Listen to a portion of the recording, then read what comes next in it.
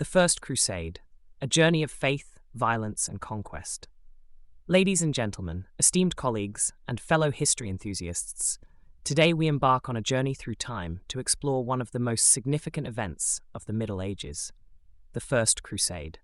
This epic tale of faith, violence, and conquest would shape the course of history for centuries to come, leaving an indelible mark on the relations between East and West, Christianity and Islam. Our story begins in the late 11th century, a time of great change and turmoil in Europe and the Middle East. To understand the First Crusade, we must first set the stage and examine the complex web of political, religious, and social factors that led to this unprecedented military campaign. The world on the eve of the Crusades. As the year 1095 dawned, the world was a vastly different place from what we know today. Europe was a patchwork of feudal kingdoms, still emerging from the shadows of the Dark Ages. The Catholic Church, under the leadership of Pope Urban II, wielded enormous influence over the spiritual and temporal affairs of Christendom.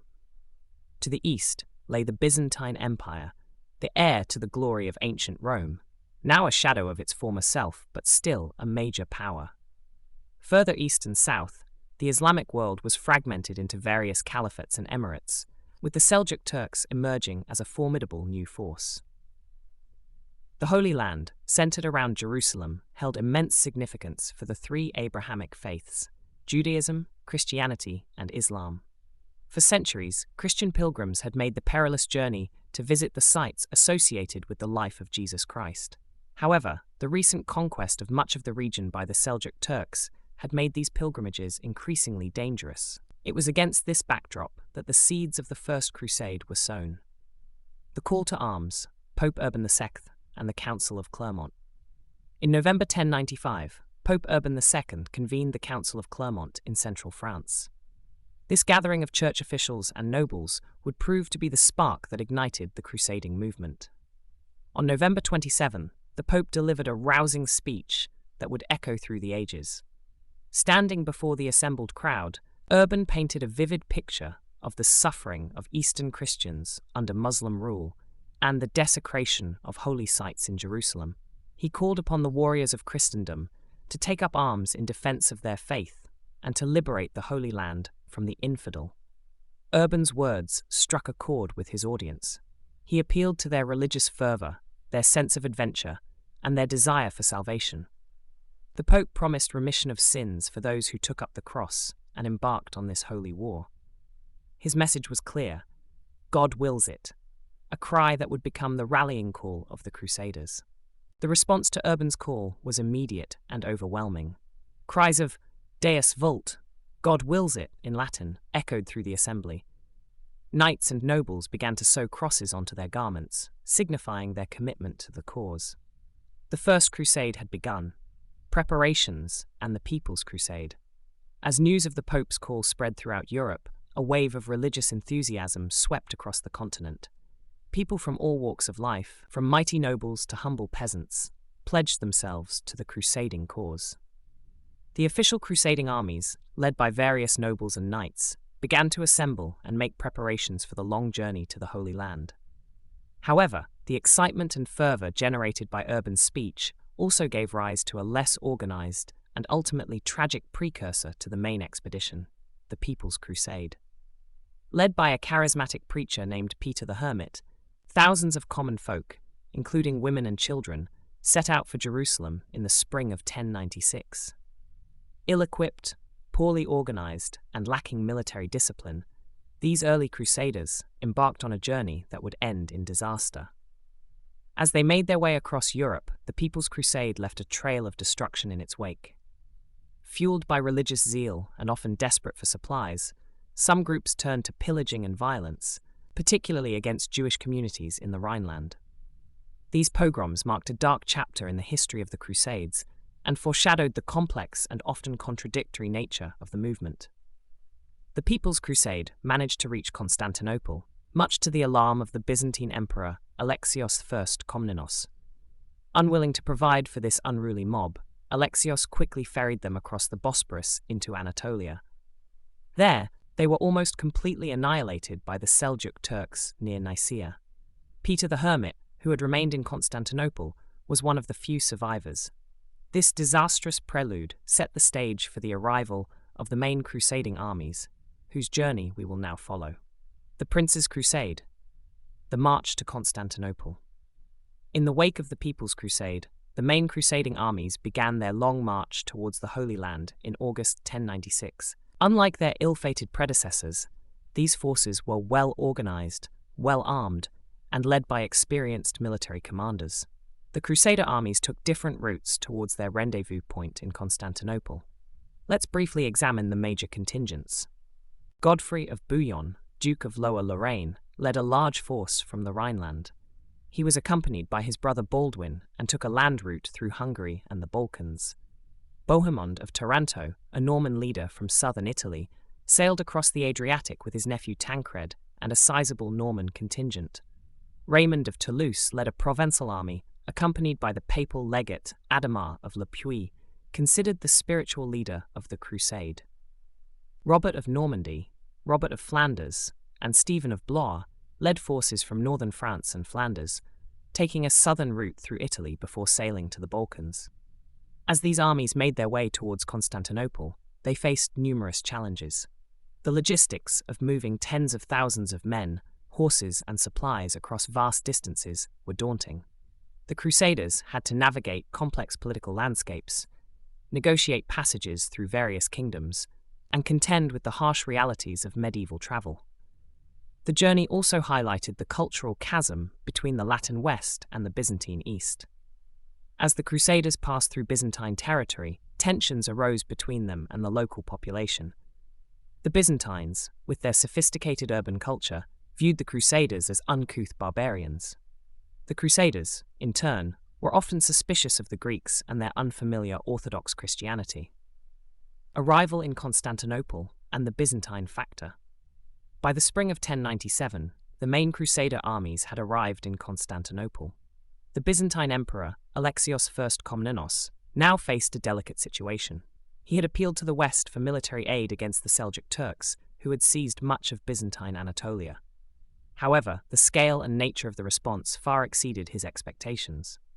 Alexios was both impressed and alarmed by the size of the Crusader forces. He saw an opportunity to use their martial prowess to reclaim lost Byzantine territories, but he also feared their potential to upset the balance of power in the region. The emperor employed a combination of diplomacy, gifts, and subtle pressure to secure oaths of fealty from the Crusader leaders. In exchange for supplies and support, the nobles swore to return any former Byzantine territories they might reconquer to imperial control.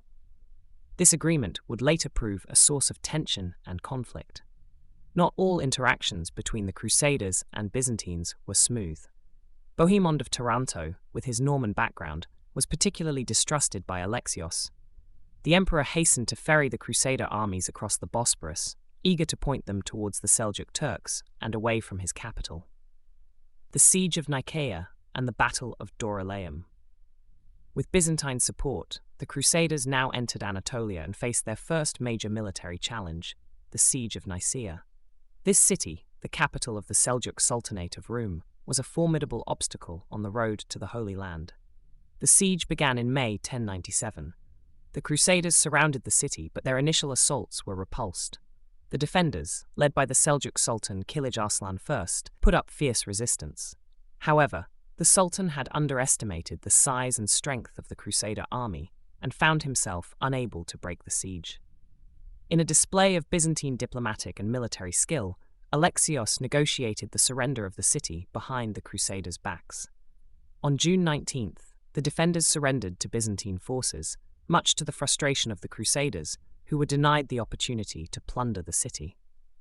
This episode highlighted the complex and often fraught nature of the Byzantine Crusader alliance.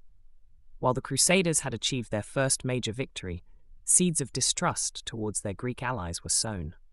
Following the capture of Nicaea, the Crusader army began its march across Anatolia.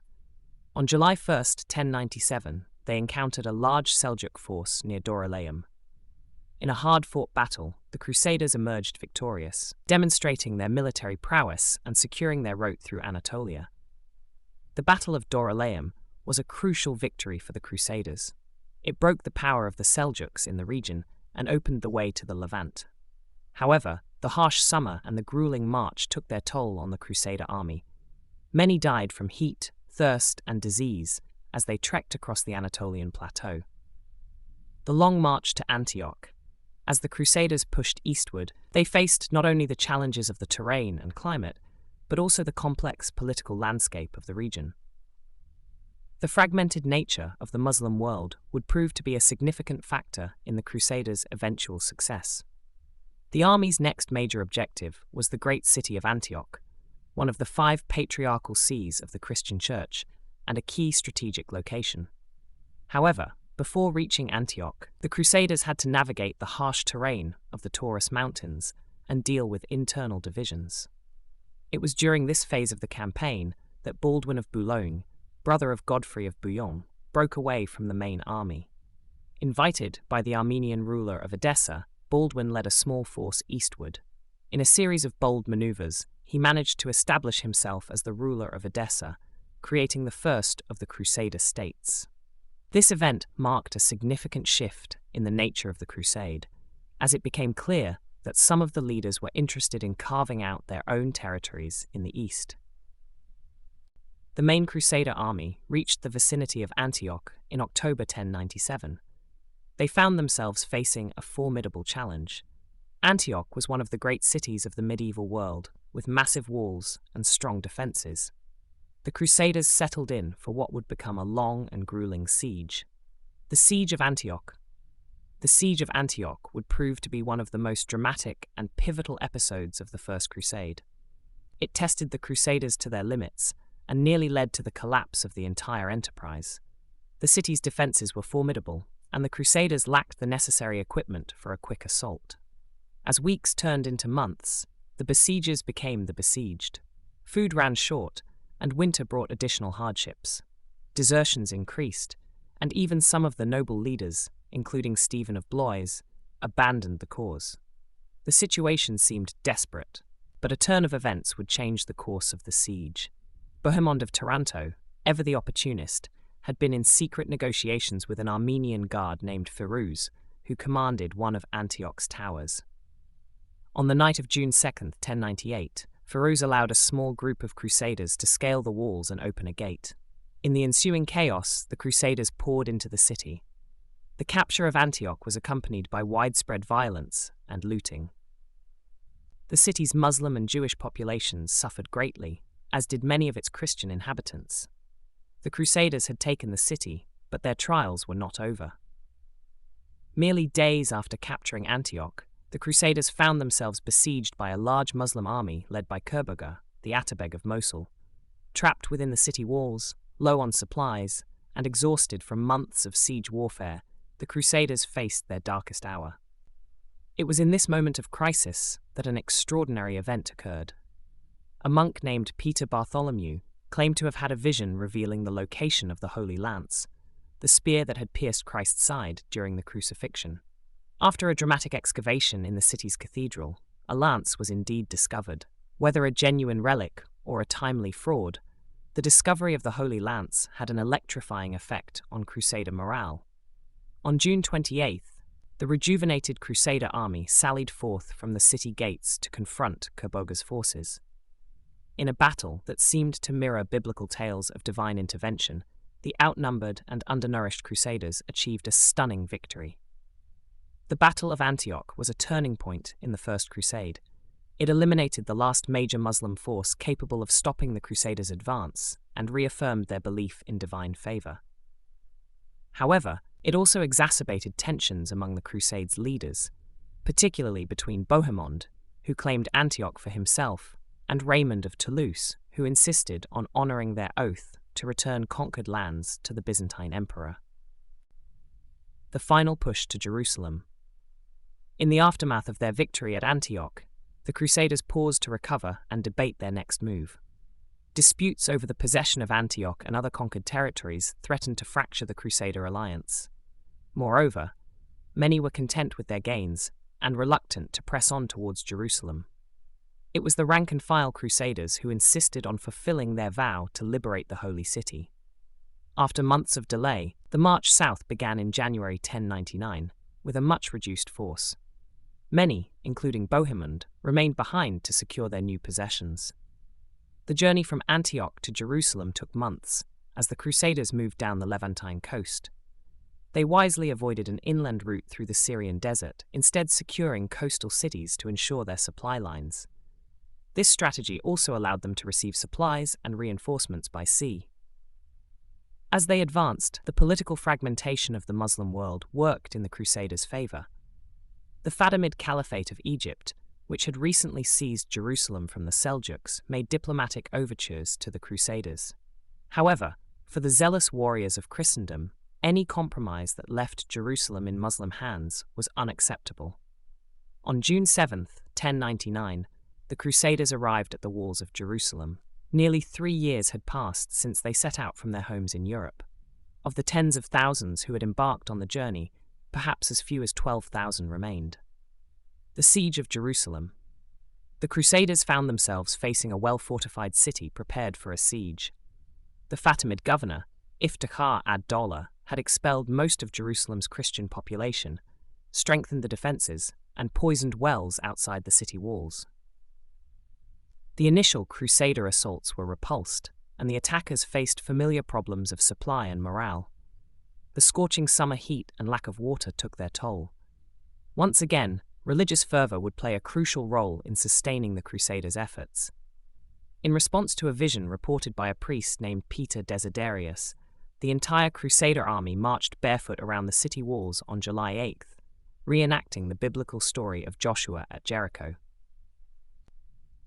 This act of devotion rallied the Crusaders for a final, all-out assault. On July 15, 1099, the Crusaders launched their attack. After fierce fighting, a group of knights fighting under Godfrey of Bouillon managed to breach the northern wall and pour into the city.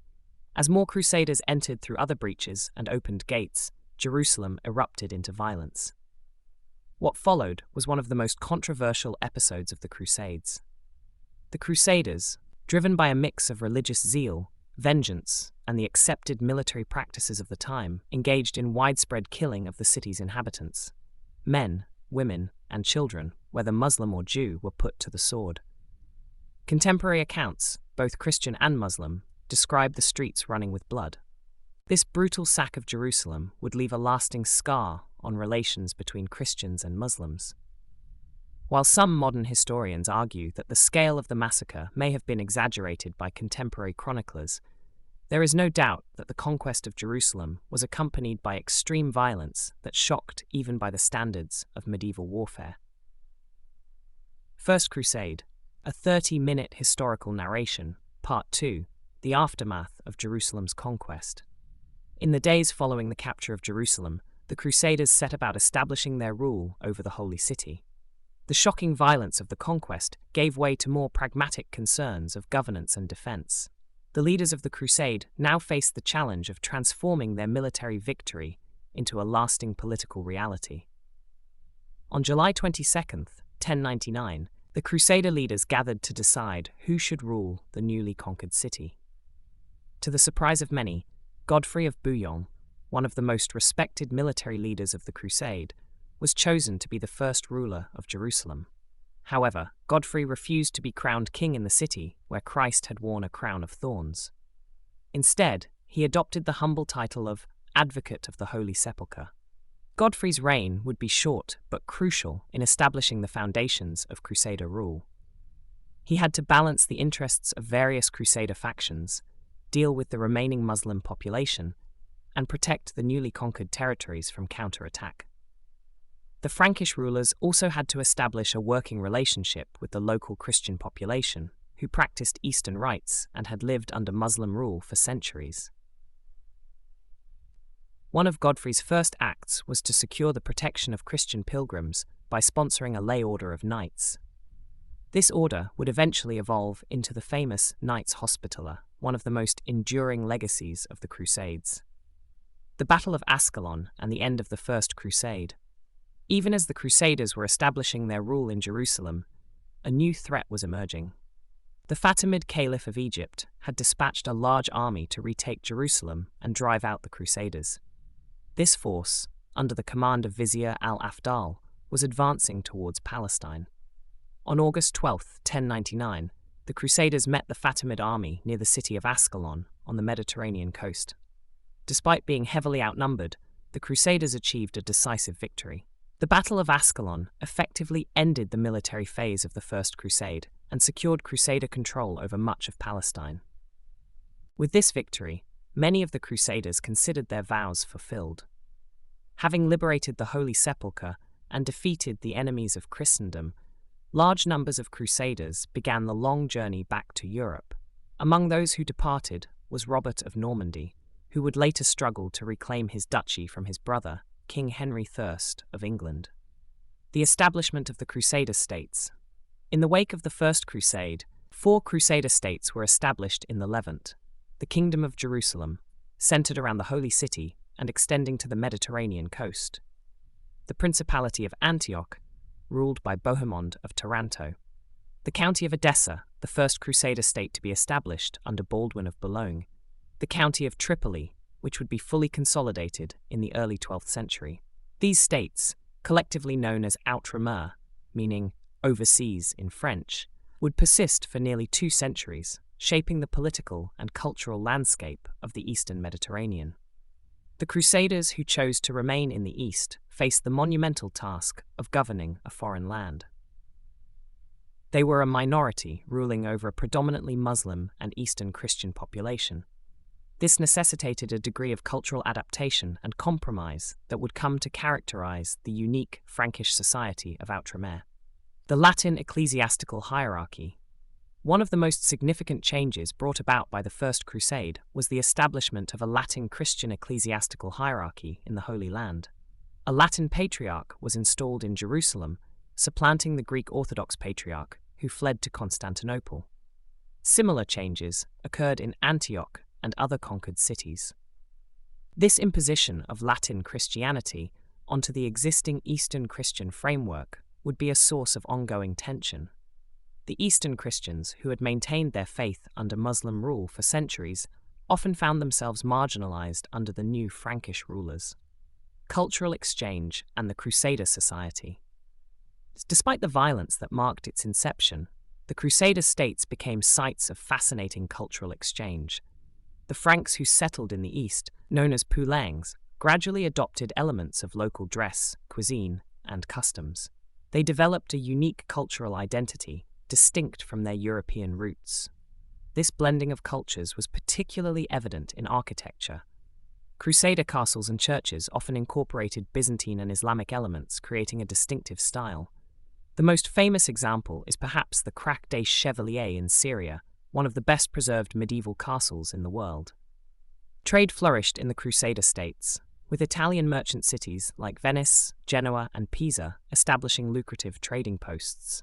These commercial links facilitated not only the exchange of goods, but also of ideas and technologies between East and West. Military orders, a new kind of warrior monk. One of the most distinctive institutions to emerge from the crusading movement was the military religious order. The most famous of these were the Knights Templar and the Knights Hospitaller. The poor fellow soldiers of Christ and of the Temple of Solomon, more commonly known as the Knights Templar, were founded in 1119 by Hugh de Payens.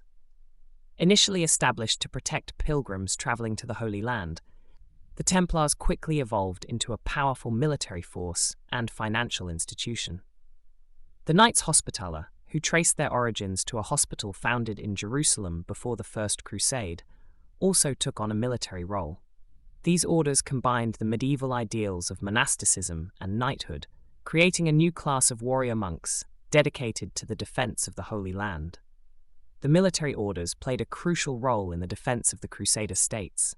Their network of fortified castles formed the backbone of Frankish military power in the East. Moreover, their extensive landholdings and financial operations in Europe provided a vital economic lifeline to the Crusader states. The legacy of the First Crusade. The First Crusade left an indelible mark on the history of both Europe and the Middle East. Its immediate consequences were profound. It established a Western Christian presence in the Holy Land that would last for nearly 2 centuries. It strengthened the power and prestige of the papacy, which had successfully mobilized Christendom for a holy war. It accelerated the decline of the Byzantine Empire by upsetting the balance of power in Anatolia and Syria. It deepened the rift between Eastern and Western Christianity, particularly after the Crusader sack of Constantinople during the Fourth Crusade in 1204. It began centuries of intermittent warfare between Christian and Muslim powers in the Eastern Mediterranean. On a broader scale, the First Crusade and the subsequent crusading movement had far-reaching effects. It contributed to the evolution of the concept of holy war in both Christianity and Islam. It stimulated trade and cultural exchange between Europe and the Middle East. It played a role in the development of European feudalism and the emergence of centralized monarchies. It left a lasting imprint on the collective imaginations of both Western and Middle Eastern societies. The Crusades in historical memory. The interpretation and memory of the Crusades have evolved significantly over time. In the centuries immediately following the crusading era, the expeditions were generally remembered positively in Europe as glorious endeavors undertaken for the highest of motives. However, the Enlightenment brought a more critical perspective. Voltaire and other philosophers condemned the Crusades as manifestations of religious fanaticism and barbarism. This critical view gained further ground in the 19th and 20th centuries, particularly as scholars began to examine the Crusades from non-European perspectives. In the Muslim world, the memory of the Crusades was largely overshadowed by other historical events for many centuries. It was not until the 19th century, in the context of European imperialism, that the Crusades began to play a significant role in Middle Eastern historical consciousness. Today, the Crusades remain a contentious subject. They are often invoked in discussions about relations between the Western and Islamic worlds, sometimes in ways that oversimplify their complex historical reality. Serious historians emphasize the need to understand the Crusades in the context of their time, avoiding anachronistic judgments while acknowledging the very real brutality and suffering they entailed. Conclusion: the First Crusade in perspective. As we conclude our exploration of the First Crusade, it's important to reflect on its place in the broader sweep of history. The expedition that set out from Europe in 1096 was a product of its time. A volatile mix of religious fervor, political ambition, economic factors, and a spirit of adventure. The success of the First Crusade was in many ways remarkable. Against significant odds, the Crusaders managed to carve out Christian states in the heart of the Islamic world. This achievement can be attributed to their military prowess, the relative disunity of their Muslim opponents, and what the Crusaders perceived as divine favor. However, the conquest came at a terrible cost in human suffering. The violence inflicted on Muslim and Jewish populations, particularly during the sack of Jerusalem, left deep scars. The complex legacy of the Crusades continues to influence geopolitics and cultural relations to this day. The story of the First Crusade is more than just a tale of military conquest. It's a story about the power of ideas to mobilize people across vast distances. It's about the clash and interchange of cultures.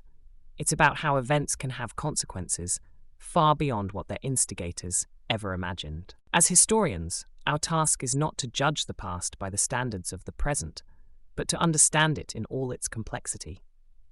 The First Crusade, with all its heroism and horror, its faith and fanaticism, offers us a window into a world very different from our own.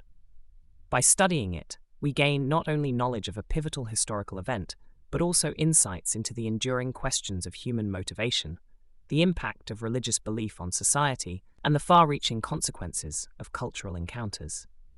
The echoes of the First Crusade can still be heard today, reminding us of the enduring impact of historical events and the importance of striving for understanding across cultural and religious divides. As we face our own global challenges, the story of the First Crusade stands as a testament to the power of human conviction and the complex interplay of faith, politics, and culture in shaping the course of history.